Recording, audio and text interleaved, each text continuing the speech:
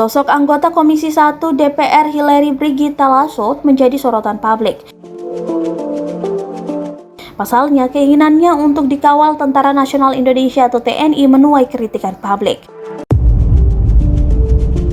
Diketahui, ia meminta bantuan pengamanan atau ajudan dari TNI dengan mengirim surat kepada Kepala Staf Angkatan Darat atau KSAD, Jenderal TNI Dudung Abdurrahman.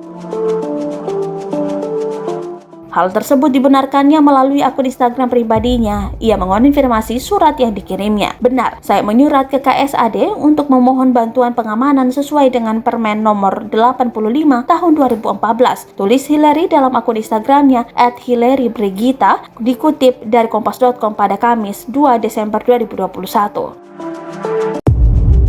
Hillary menjelaskan, ia memilih bantuan pengamanan dari TNI karena secara fisik dan mental selalu siap untuk keadaan darurat. Ia menuturkan, pekerjaannya sebagai wakil rakyat tak lepas dari ancaman, dari rasa khawatir karena mesti mengutarakan pendapat dan suara rakyat yang terkadang berbeda haluan dengan kepentingan sebagian golongan kuat.